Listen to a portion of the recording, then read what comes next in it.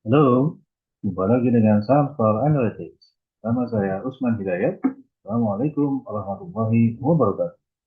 Bapak-bapak, ibu-ibu, teman-teman sekalian yang saya hormati, menghadapi libur panjang, long weekend, besok saya hadir lebih awal untuk menyampaikan materi sederhana ini berupa review mingguan ya, apa yang terjadi minggu ini dan bagaimana kira-kira analisis saya yang akan terjadi pada minggu depan ya.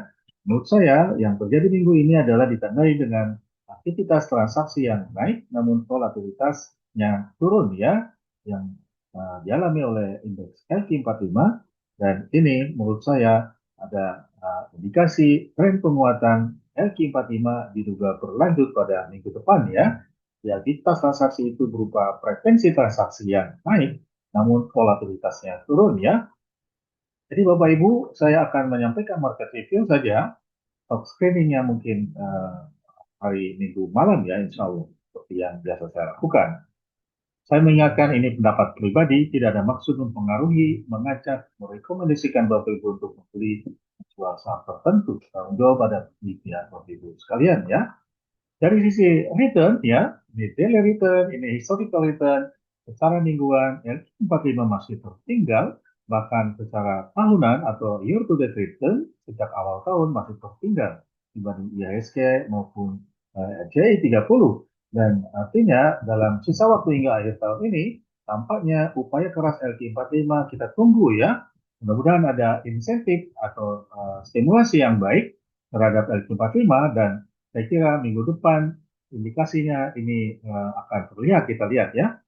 Ini T0 itu adalah hari Jumat, T1 hari Kamis ya, hingga T4 hari Senin ya. Hari Jumat libur ya, kemudian ini minggu lalunya. Kemudian tampak hari Kamis ini 0,23% IHSG melemah dan LQ45 menguat 0,14%, dan penguatan ini berlanjut dalam 3 hari beruntun ya.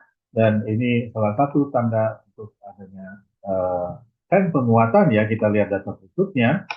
Kalau kita lihat grafiknya ya, ini IHSG 0 itu adalah minggu ini, IHSG satu minggu kemarin, dan IHSG 2 adalah 2 minggu sebelumnya ya.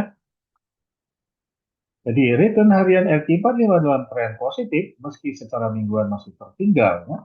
LQ45 berpotensi melanjutkan penguatan pada minggu depan. Pasar belum sepenuhnya recover pasca penurunan tajam pada minggu lalu. Cara price dispersion atau sebaran harga dari nilai rata-ratanya tertinggi dan terendah, tampak ada kenaikan dari bulanan ke mingguan pada minggu ini, dan berbeda dengan minggu kemarin yang penurunan ya. Selain penurunan, minggu ini ada kenaikan 0,57 per 0,3 ya.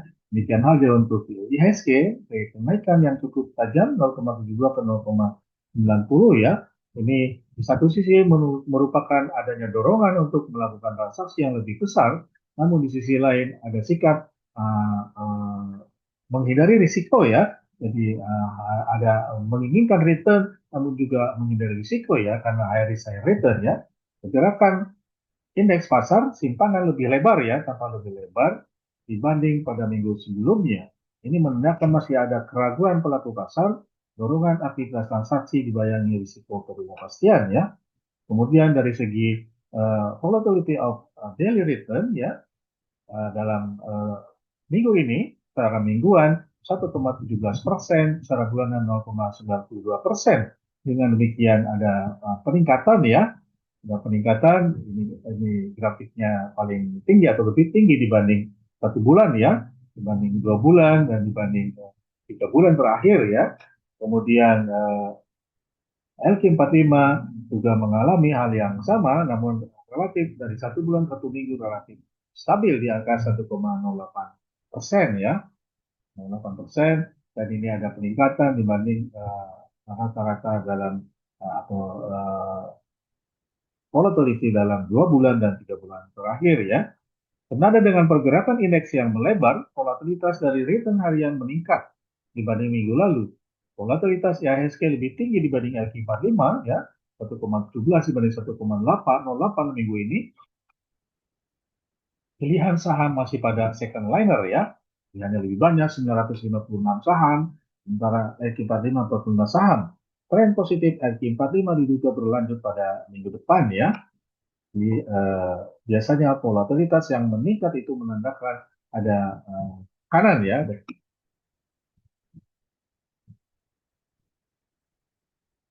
Kemudian dari sisi volatility of trade activity yaitu volume, value dan frekuensi ya.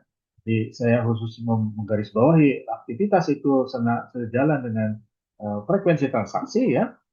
Kita lihat secara IHSG pasar keseluruhan ada peningkatan secara volume, peningkatan secara value, dan ada peningkatan secara frekuensi. Likuiditas transaksi meningkat secara keseluruhan, namun bagaimana halnya dengan LQ45 minggu ini? Minggu ini dibanding minggu lalu, volume transaksinya menurun, value transaksinya meningkat, ya, meningkat, kemudian frekuensi transaksinya menurun. Jadi volume dan frekuensi transaksi menurun ya. Jadi dalam hal ini LQ45 menyasar saham-saham dengan harga dan kapitalisasi yang besar dan atau kapitalisasi pasar yang besar ya. Akibat saham tersebut bertendensi naik di seluruh pasar. Volatilitas, value, volume, dan frekuensi meningkat. Namun, nah, volatilitas dari volume frekuensi LQ45 menurun. Konsolidasi pilihan saham LQ45 pada minggu ini, dorongan penguatan pada minggu depan ya, saya mencatat seperti itu. Kemudian secara volume ya, kita melihat ini adalah IHSG yang grafik atas, yang bawah adalah LQ45 ya. Nampak pada minggu ini IHSG terjadi dari 5 hari dari 10 hari ke 5 hari sedikit penurunan ya, namun dibanding minggu sebelumnya ada juga penurunan dari 42,4 ke 38,4. Volume transaksi rata-rata harian menurun dibanding minggu lalu ya.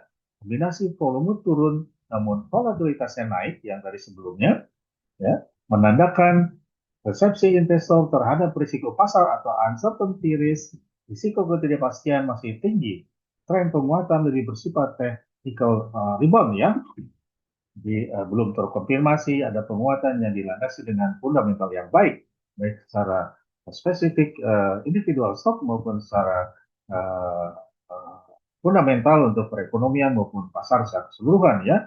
Kemudian value ya, nilai transaksi rata-rata harian menurun ya dari 21 menjadi 17, dari 18,5 menjadi kalau 10 hari terakhir ini adalah ada sedikit peningkatan ya. Kita bandingkan dengan LQ45 secara 5 hari terakhir ada penurunan juga ya. Kombinasi nilai turun namun volatilitasnya naik dari di sebelumnya menaikkan besar-besar terhadap risiko pasar makin tinggi ya seperti yang sampaikan di dalam bagian volume ya. Karena aktivitas transaksi, frekuensi transaksi harian menurun dibanding minggu lalu ya. 231 jadi 2,16 ya. Ini adalah IHSG banding minggu sebelumnya 2316 ini 45 ya 047 ke 053 ya. Frekuensi transaksi rata-rata harian menurun dibanding minggu lalu, namun meningkat untuk LQ45 0,47 ke 0,53 ya. IHSG menurun ya. Dengan volatilitas frekuensi dan volume yang menurun, LQ45 berpotensi melanjutkan tren penguatan pada minggu lalu ya. Jadi volatilitas frekuensi dan volume yang menurun menandakan adanya indikasi uptrend ya. Jadi kalau volatilitasnya naik biasanya berbarengan dengan tekanan pelemahan seperti yang sering saya sebutkan, dan ini adalah volatilitasnya turun namun frekuensinya naik ya, frekuensinya naik dari 0,7 dari 0,53 ya, sementara IHSG secara keseluruhan menurun. Jadi minggu depan adalah konsolidasi berlanjut dan demikian mudah-mudahan ada uptrend ya, tinggal kita nanti pilih saham-saham yang sesuai ya untuk minggu depan. Demikian Bapak Ibu sekalian, terima kasih telah menonton video saya. Jangan lupa komen, kasih masukan, ya like dan subscribe bagi yang belum subscribe, belum berlangganan, dan nyalakan tanda loncengnya ya agar mendapat notifikasi Bapak Ibu tidak ketinggalan update terbaru dari saya. Terima kasih sekali lagi. Assalamualaikum warahmatullahi wabarakatuh.